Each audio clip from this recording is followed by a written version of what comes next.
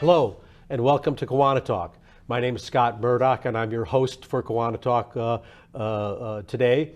KiwaniTalk is a community access program that is one of the longest running community access programs ever. We actually appear in 42 different local communities on community access and cable, also on YouTube.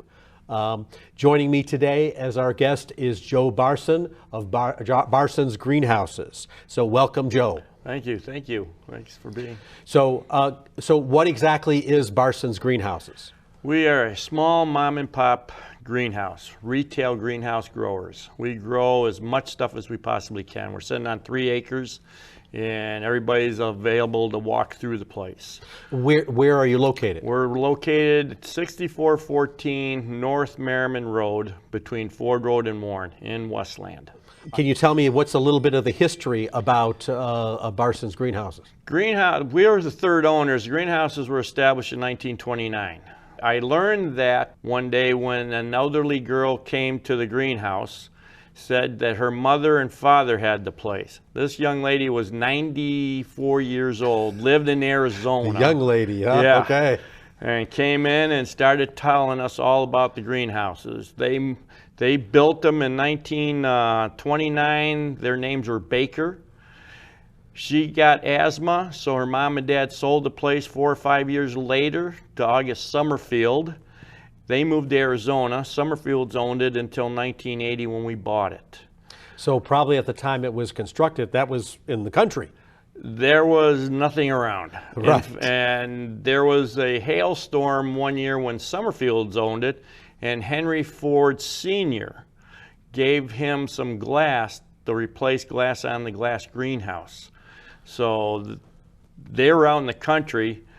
Henry Ford was up here in Dearborn, and they knew each other. So there was a lot of history when we bought the place. A lot of history. So in the 44 years, I understand that you've owned the place. What are some of the things that you've done or that is unique about Barson's? Well, we started out with the 1 acre and we're out to 3 acres right now. What sets us kind of apart from a lot of the places is we cater to the families.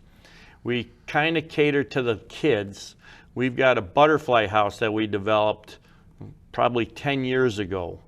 And it's the largest native butterfly habitat we know of this side of the Mississippi.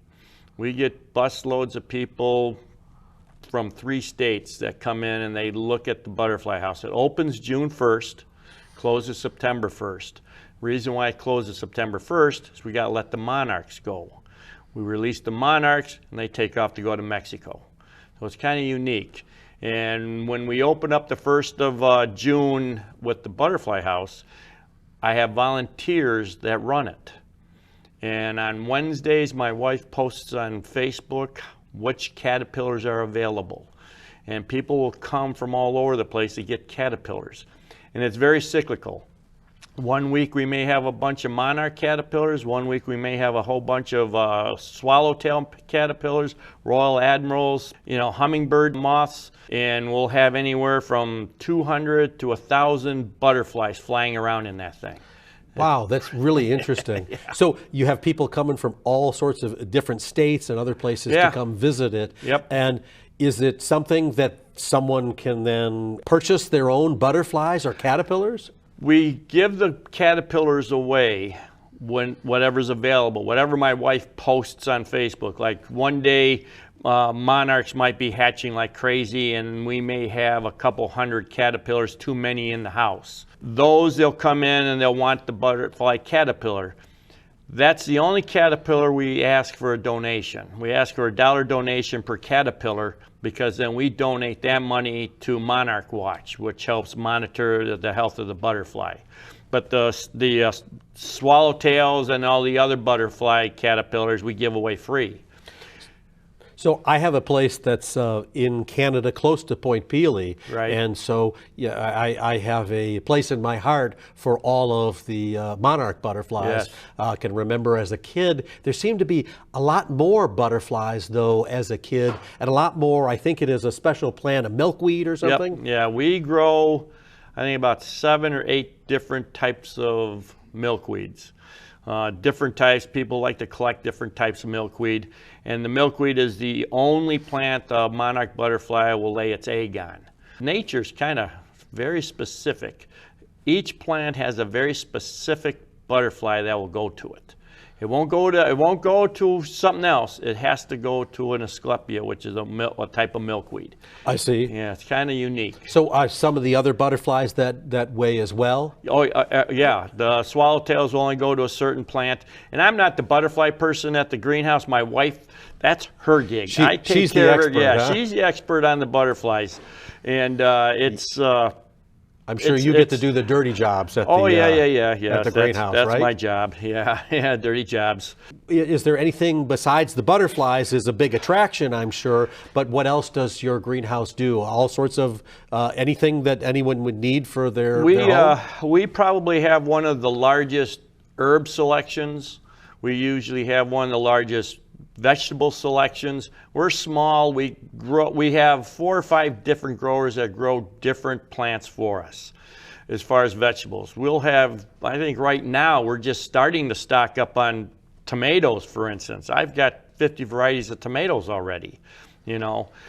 We try to get all the heirloom varieties that we can. We get all the better, the good F1 hybrids, what we consider the better ones, some that I would plant in my yard. And then we carry from the hottest hot pepper to the sweetest sweet bell pepper, you know. So I happen to have a very small garden. Can you give me, I guess, tips, because this is May now, what are some of the things that I can prepare or special tips for fertilizer, things like that? Back in the day, in the 60s, some of us, you're too young to know that, but after a rainstorm, you'd see the worms all over the streets, the earthworms. Well, with all the fertilizers and everything going out in the lawns and everything, you don't see that anymore. Our soils are kind of sterile, so you're having to add organic matter to it. We picked up a brand called Dairy Dew, and Dairy Dew, the fellow was a dairy farmer. Okay. And he would package cow manure. So that's really short for Dairy Dew, yes. Right? Okay. And so they started developing Dairy Dew compost and adding microorganisms in there to liven the soil back up. So you got bacteria growing in the soils. And they went a little further and they do a veggie dew and they do a flower dew and they do a tree dew and flower and shrub dew. We picked that line up about 2 or 3 years ago, and I cannot believe how much of that stuff we sell. Nowadays, when I talk to a customer, you'll come in and want to know what you need to do for your vegetable garden. Right. I'll tell them this will be the longest conversation we'll have because I have to educate them a little bit on the dews. Right. And then I will never have to talk to you again because you'll automatically come and get it. The example I give is we do a lot of work with the community garden in Garden City. And they did 6 raised beds, vegetable beds, 2 feet by 6 feet. And we put veggie dew in there.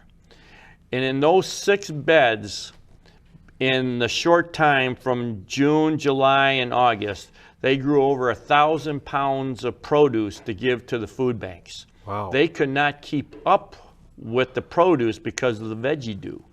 We usually trial things at the greenhouse before we let it go out to the public. I didn't have an opportunity to do this with the veggie dew, but we do it with all the other soils. That was the testament all I needed was from the community gardens. So we recommend that veggie dew for vegetable gardens, and you don't need a lot of it. It's not cheap. The veggie dew is $11.99 for a 1 cubic foot bag. It sounds like a lot, but we only put it down about an inch on top of your soil, you'll till it in, and it has microorganisms in there that brings your ground back alive. Okay, so the earthworms and all that stuff live in there now. You know, it kind of helps it out. You're getting rid of the sterile soil and you're putting back live soil. So this is sort of like they love to market all the time probiotics with the yogurts and things like that. This is sort of a probiotic for the soil. Yeah. Besides fertilizer, it's a lot of other natural organic material. It's organic material. you know, and you're still going to have to probably side dress with some of the fertilizers. I'm a chemical guy. I'm a synthetics guy. Right. When it comes to our flowers and such. But over the last probably 10 years, I've become pretty organic. I've been doing all the organic fertilizers in my garden, you know, using as much organic soils in the garden as we can. Soils that we sell aren't chemical or artificial. You know, artificial is a kind of a loose term where you don't have soil or dirt around there. We use peat, bark, vermiculite, perlite in our soils. That's called an artificial mix. We use that and grow all our flowers in it. Vegetables, when we're doing the veggies, the growers that we have, they're doing dirt, soil. They're doing actual soils in the dirt. Not too many of them are doing artificial soils. And then the veggie dew, boy, that was a game changer. When the homeowner takes our plants home and they plant it in that veggie dew, holy macaroni. So when would you, is this something that you purchase and then till into the soil and then do your planting? That's what I like. We tell everybody now's the time to do it. The veggie dew you're going to do about a ½ an inch into the ground. You're going to layer it about a ½ inch thick, and then you're going to till it in the top 6 inches. Okay. I see. Same with the compost. Dairy Dew. That's their cow manure brand. It's Dairy Dew compost. Is basically their compost stuff that you put down about a ½ inch, till it in. Then you got the veggie dew. All their bags are dews. So it's either veggie dew, plant dew, tree dew. You know, that's their marketing. That's their marketing. Yes, that's right. their catch. You know, and it all seems to work out good. And they don't have dealers like Ortho does. Every corner's got one. They keep the dealers about 20, 25 miles apart. So when somebody comes in and buys something, a bag that's usually in multiples of 5, 10, 15. I've seen carts today with 30 and 40 bags in there, wow, just going in a veggie dew. Okay, you know? So these must be some real big gardens people They're bigger gardens, yes. or even the new people learning about it and learning from looking at the testaments on the Dairy Dew Facebook page and all that. They're really seeing the results. You know? Well, my little garden at home, and I happen to be in Dearborn, used to be part of an alley. And so I remember when I first decided to be able to plant that one was first, getting all the other stone out of it. Yeah. But then I remember buying like some peat moss to be able to take and then tilling that into to create a much better topsoil. Yeah. So this is both a probiotic for the topsoil as well as a fertilizer then. Organic matter. Yes, yes, I see. The clay and all that stuff that you have in the alleys, the Canadian peat, long fiber peat, that helps aerate the soil and helps hold a little moisture in there. Mm-hmm. Plus, it keeps the pH down, where the pH wants to be in the vegetable gardens, around 6, 6.5. What else besides being able to take and do fertilize and till at this time of year? Do you have some tips on what are some of the earlier spring plantings that we should think about? Or? Well, with this year is about 2 weeks early. Normally, the way it usually works out, at least for us, the way we market our product line is the last weekend of April is usually a perennial weekend. We have our open house, and we put our perennials on sale for the weekend, and then the weather's usually good. You go home and you plant your perennials. So is this like the pansies? No, these are the hostas, I see. The stilbees, the heuchera. You know, there's all your perennials. Pansies are biennials, okay? Everybody says my pansies keep coming up year after year after year. What you're seeing is generations coming up. Usually a pansy, and you'll hear people say, I want the winter pansy. Well, when they develop the winter pansy, that's the name. I don't know what they were thinking when they were at the pub having a couple cocktails, but when they came up with this new variety, they said, let's call it winter pansy. Okay. So now everybody calls it the winter pansy. I want my winter pansies. Pansies is pansy. You can plant it in the fall. It makes it through the winter. It flowers through the spring. It self-seeds. in the fall again. That set comes up the next year, so everybody's thinking it's the same plant when it's generations coming up. Violas, on the other hand, are true pansies. I mean, they're true perennials. I see. Okay, so. We have to take a short break here, Okay. but then we'll talk a little bit more about preparing our gardens early in the year and your excellent tips on gardening. We'll be right back after this break.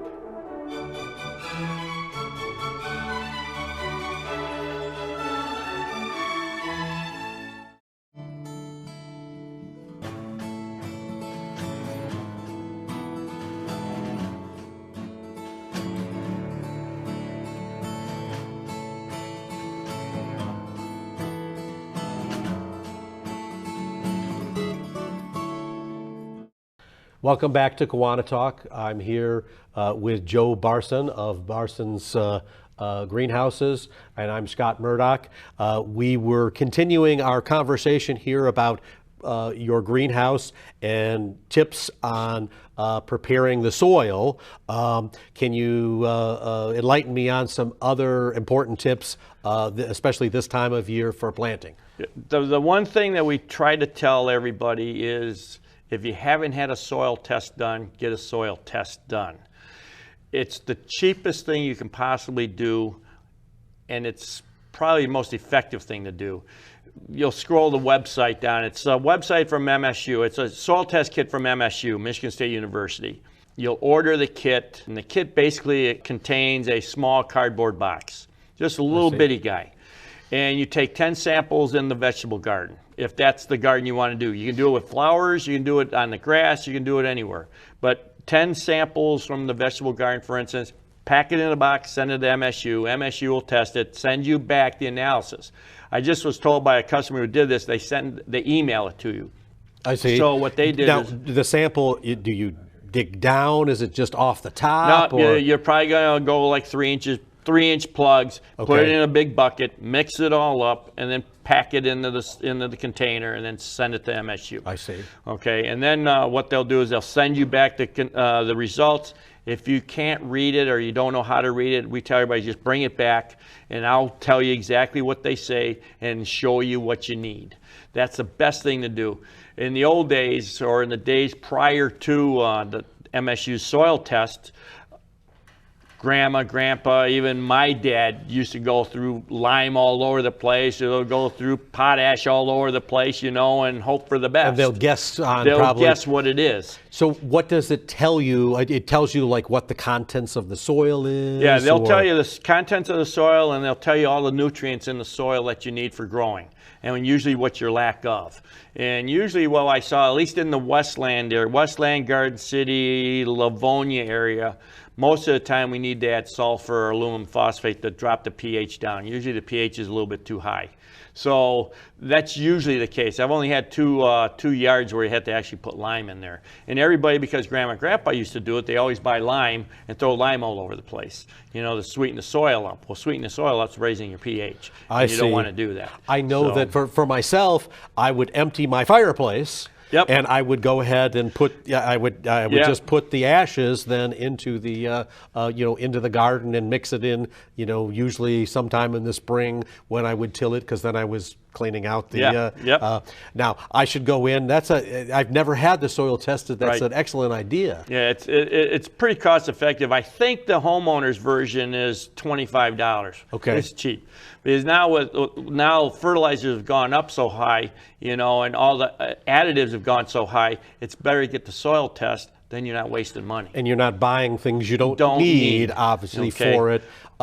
Because then you don't necessarily buy, okay, I've got to buy 5 of these Miracle Grows because I did that before. Right. You know exactly what you need. Correct. Or they can get the results, Yes. and they can come to you and say, okay, hey, here's exactly what I need to be able to get. They'll give you 3 suggestions, good, better, best, and we'll go through it, we'll see what you got, what you need, and then we'll go shopping in the garden center. And that's pretty much all you need to do and then go buy your plants. Start planting your plants. Right, okay. right. The only thing I need to say about the vegetable gardens is, with the weather the way it's breaking right now, go ahead and plant. The only thing you want to watch, like the next 10 days, the weather's going to be fine. It's going to be in the 50s at night. Usually my wife's great uncles used to plant according to the moon. Okay. And I started going by the moon. And the full moon was last week sometime, and that's usually the coldest night of the month. And it was. We had 2 freezes that night, those 2 nights. So we're trending in the 50s at night, in the 60s, 70s, and 80s during the day. Full moons towards the end of May. We're thinking we're going to be fine. I don't think we're going to have any more frosts. That far down the line, if we do get a chance of frost, the ground's heated up enough, all you got to do is just throw some blankets or wet newspapers over your plant material. And pepper plants like 70-degree soil temperature. So that's the only thing I tell everybody to caution. Everybody's planting peppers now. Well, that pepper you plant right now, if the soil isn't 70 degrees, it's just going to sit there. So it doesn't necessarily matter if I plant it 2 or 3 weeks in front of somebody else. It depends upon the weather and the temperature of the soil. Right. Yeah. I always fool around with folks. I say, you can take that pepper right there, plant it right now. I'll wait a month and I'll plant my pepper, and we'll see who gets peppers first. So it doesn't really matter if I buy this big tomato. Depends upon more of when I plant it and when it grows. Yeah, well, tomatoes is an exception. If you get a big tomato right now, they'll take cold. They'll take a cold and they'll still produce. And when it says it's a 78-day tomato, from the time of transplant, 78 days down the line, unless we got into real cold weather, you should start seeing some kind of fruit developing. I see. So, but peppers, on the other hand, they'll just sit there. Now, do you have recommendations for people, let's say, depending upon the size of their garden, or is that something they can come to the greenhouse and they can consult with you on? Yeah, well, a lot of first-time gardeners, and I just had a seminar at the greenhouse. First time we had a seminar in quite a while, because a lot of the baby boomers are retiring. And I've got a lot of 65-year-old guys walking in that have never planted a tomato plant.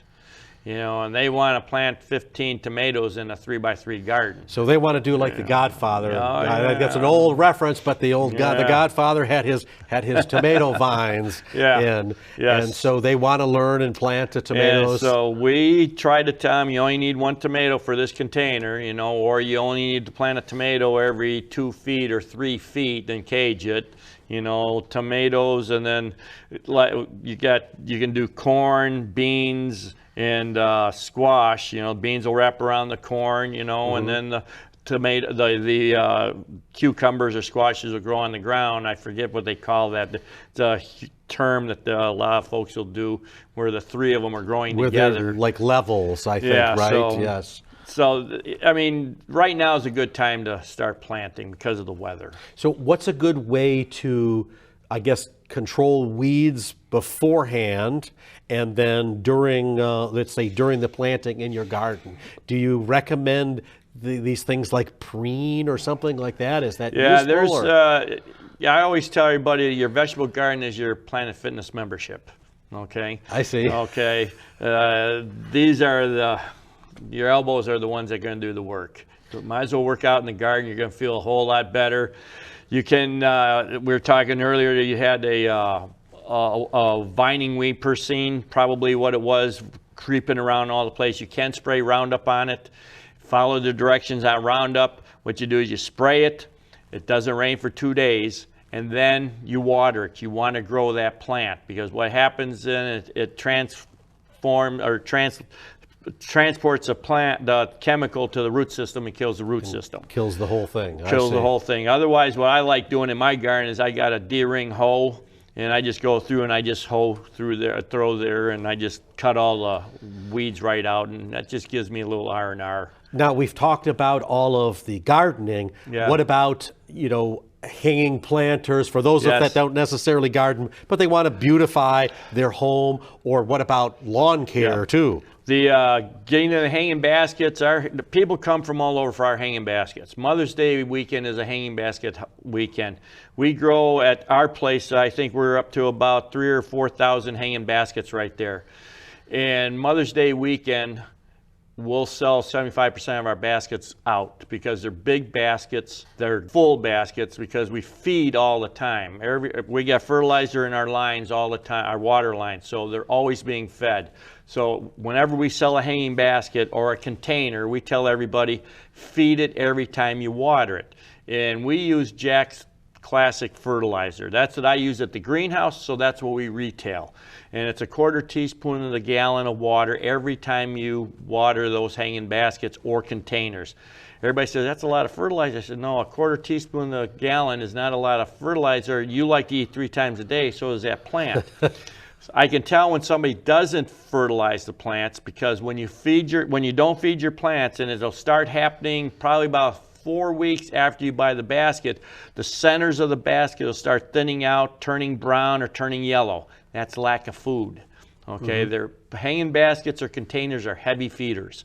So you want to feed that 1/4 teaspoon to the gallon. Well, we have a couple minutes left. Maybe Okay. you can give us your tips on, again, for those people that now don't even want to have the baskets, but need to be able to take care of that lawn. Okay, lawn, big thing is you aerate in the spring, you thatch in the fall. You don't do it the other way around. You don't want to rip up all that new grass growing in the spring. So you aerate in the spring, you thatch in the fall. Usually what we do is a 4-step system. Usually when the forsythias are blooming, that's when you put your crabgrass preventer down. Keeping in mind, if you put crabgrass preventer down, you cannot put grass seed down. Okay, so keep that in mind. If you need bare spots, go around it so that you don't put the crabgrass preventer down, which is kind of like preen. Okay, Right. Only the crabgrass preventer also has fertilizer in there. On Memorial Day weekend, you're putting the weed and feed down. Now, let me back up real quick. This 4-step system, all the steps with the exception of this one, the weed and feed. Put the fertilizer down, then you water in. When you put the weed and feed down, you water the lawn. While it's still wet, you apply your weed and feed. No rain for 2 days. It has to be absorbed into broadleaf weeds to kill the weeds. Summertime, 4th of July weekend is usually when you put down the 3rd step, which is just a plain fertilizer. It just keeps the grass is hungry. It wants to, you're cutting it and you're growing it. It wants to have food, okay? And then Thanksgiving, you should put your fall food down, and that carries the grass all the way through wintertime. Easy peasy. Well, thank you very much, Joe. This is a wonderful and super informative, and I hope that people come see the butterflies, come beforehand, and Mother's Day. I know that my family on Mother's Day was a tradition that we would go to Belle Isle and go to the conservatory there, all right, and see, and it was, as being a kid, the flowers and the fishes. Yes. Well, now they can create traditions at your place to be able to come see the butterflies. I'm sure you have multiple generations. Yes. And I guess the last thing is you actually even have some seminars and things like that. We do seminars every once in a while, not like we used to. We always tell everybody, email me if you want to hear a special seminar. If I see something happening, we'll do a seminar. Okay, and then there are events specifically with the butterflies as well. Yep. So again, thank you so much for joining us, and thank you for joining us on KiwaniTalk. Until next time, I'm Scott Murdoch with Joe Barson. Thank you.